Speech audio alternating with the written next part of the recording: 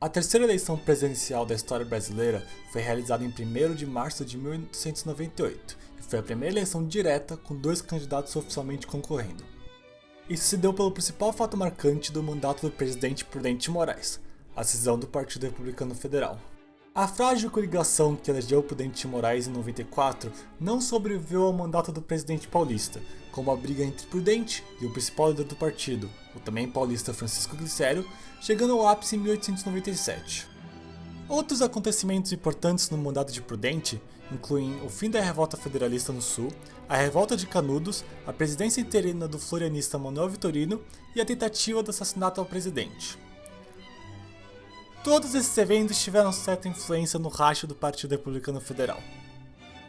A racha resultou em dois grupos diferentes: os republicanos, que adotariam o novo nome de Partido Republicano, e a concentração, que manteria o nome de Partido Republicano Federal. Em linhas geográficas, a concentração tinha apoio dos estados do Sul e do Norte, enquanto os republicanos tinham apoio no Sudeste e no Centro-Oeste. O Nordeste estava dividido, e Minas Gerais, neutra.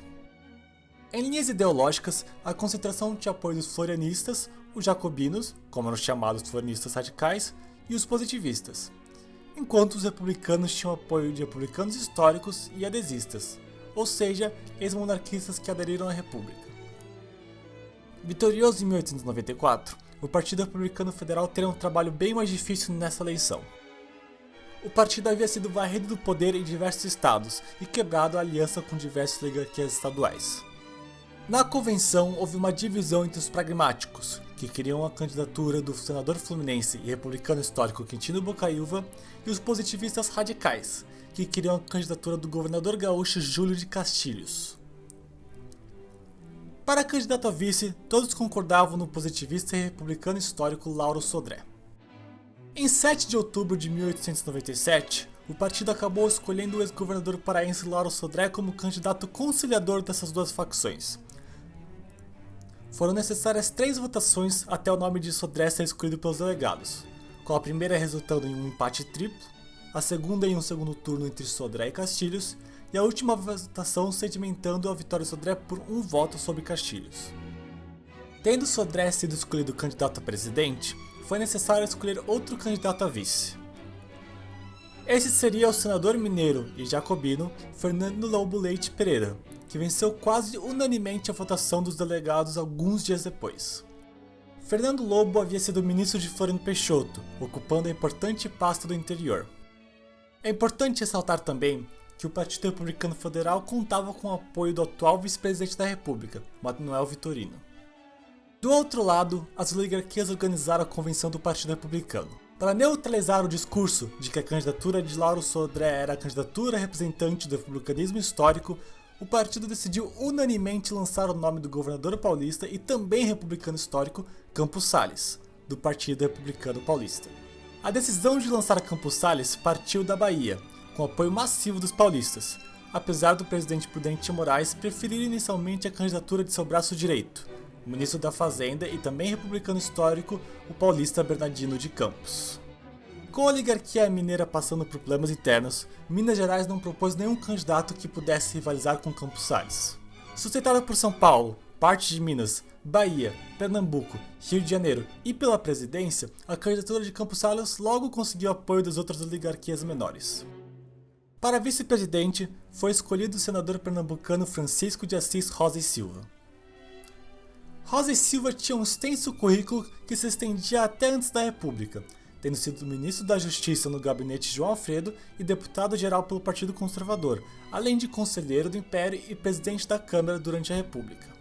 Sua escolha buscava contemplar os adesistas, que se concentravam no Nordeste. Inicialmente ele sofreu a oposição do também adesista senador Severino Vieira, da Bahia, mas este eventualmente desistiu de lançar sua pré-candidatura.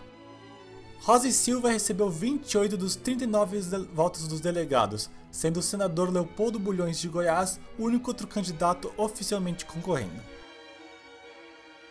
Oficialmente não houve uma campanha no sentido moderno da palavra, mas vale a pena comentar sobre as plataformas dos candidatos e os acontecimentos entre as convenções partidárias em outubro de 1897 e a eleição em março do ano seguinte.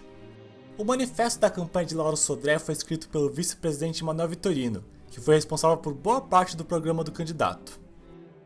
Apesar de Vitorino ser um adesista, ele acusou Campos Salles de ser um candidato fantoche dos outros adesistas do antigo Partido Conservador, que supostamente queriam restaurar a monarquia.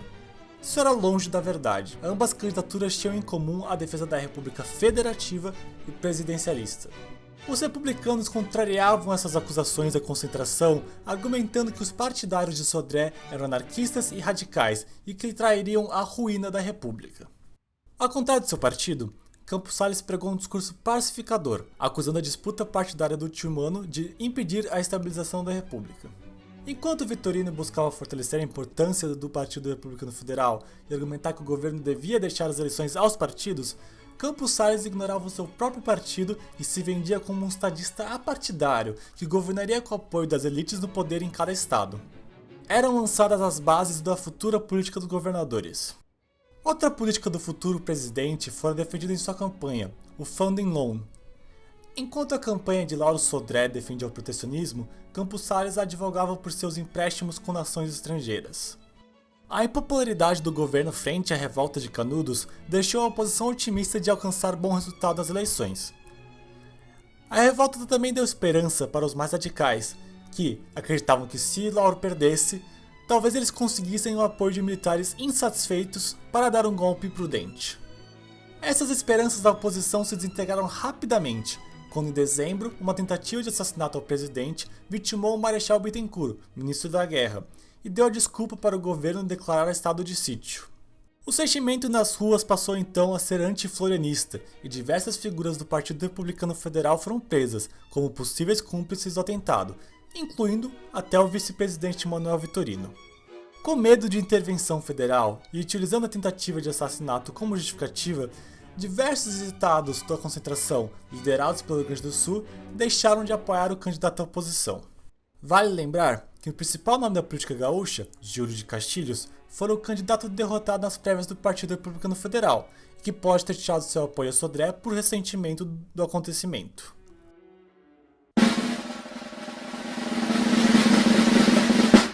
Sem muitas dúvidas, Campos Salles venceu por muito, vencendo 19 unidades federativas e alcançando um pouco mais de 90% dos votos. Lauro Sodré chegou em segundo, vencendo apenas no Paraná e no Rio Grande do Norte. Apesar de ter vencido em 2 estados, Lauro Sodré performou pior que o não candidato da oposição na última eleição, Afonso Pena. Para vice-presidente, o resultado foi semelhante, com Rosa e Silva indo um pouco pior que Campos Salles e perdendo no estado do Sergipe para Fernando Lobo. A eleição, como todas na República Velha, foi marcada por uma intensa polarização territorial, com os candidatos vencendo definitivamente nos estados em que tinha o apoio do governo local. A única exceção a essa regra foi o Pará, estado natal de Lauro Sodré, em que a eleição foi acirrada devido à popularidade de Sodré e o apoio do governo estadual a Campos Salles. Mais importante de mencionar, porém, foi o baixo comparecimento em diversos estados.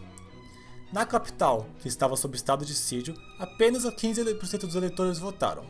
Enquanto os estados governistas tiveram quase 70% de comparecimento, estados que haviam deixado a coligação oposicionista após a tentativa de assassinato tiveram baixíssimo comparecimento eleitoral.